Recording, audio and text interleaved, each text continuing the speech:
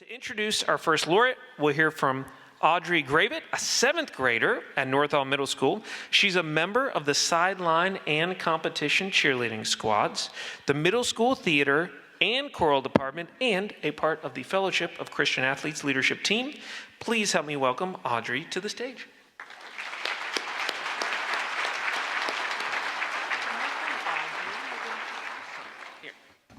The Syfan family, Jim, Greg, and Steve, are the leaders behind Syfan Logistics, a Gainesville, Georgia-based company built on faith, family, and integrity. Jim Syfan, the company's founder and CEO, has spent decades leading and serving the logistics industry while giving back to his community. His sons, Greg and Steve, have continued that legacy. Greg as president, guiding the company's growth with a people-first approach, and Steve as executive vice president, driving innovation, service excellence, and industry leadership. Together, the Syfans have built a lasting legacy rooted in strong values, entrepreneurship, and a commitment to making a positive impact. When I met Mr. Syfan, I learned that he has grandchildren who go to school, and I know several of them. I asked him if he had any advice for me, and he said, in the future, if your job does not make you happy, don't do it. Many people think that making money and doing things that you're supposed to do is what grown-ups do. But he says to make sure that you're doing something that makes you happy, and I plan to do that. Please turn your attention to the screens for a video about the Syfans.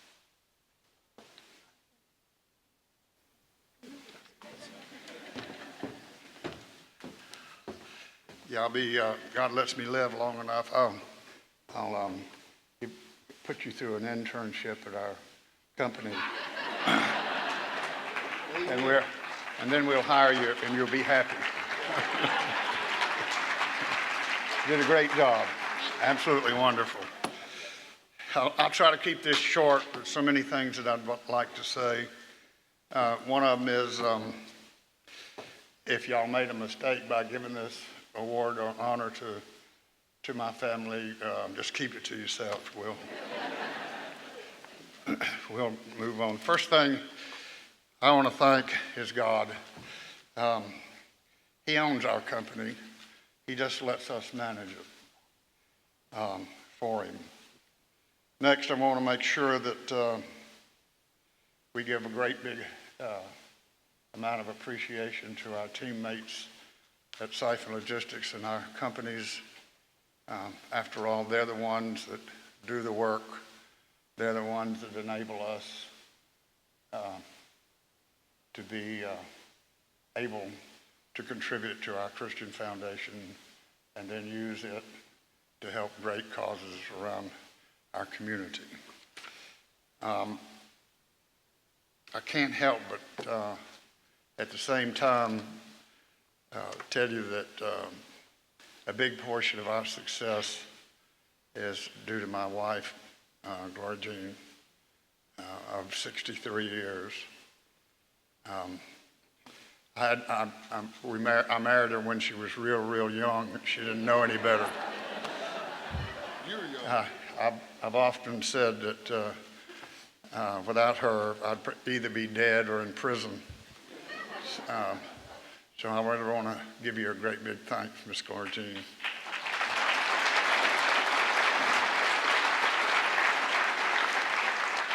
And for the past 12 years or so, I want to tell my work wife how much I appreciate her, my administrative assistant. She makes all my appointments, keep me from doubling up, and kind of tells me where I'm going to go, what I should wear, and maybe what I ought to talk about. So thank you, Miss Candace. I appreciate that help. So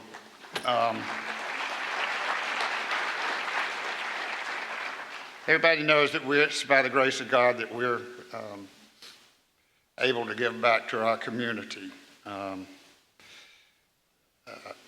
It's something that I've wanted to do and was blessed to be able to do all of my life. So it's a great cause.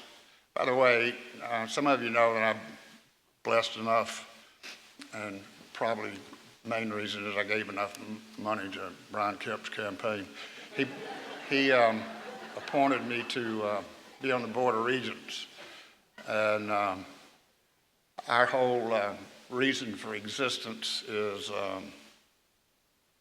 the students and their welfare and their ability to prosper and give back to the state of Georgia as they do that. In higher education, we can only be as successful as the product we receive. These days, it's difficult. And I think junior achievement is playing a tremendous role in helping to prepare the youngsters, the ones that are in grade schools and high schools, understand things that the system perhaps fails to teach them in today's world. And we appreciate that, because God knows we need educated people to help Georgia prosper. Thanks again, and I appreciate it.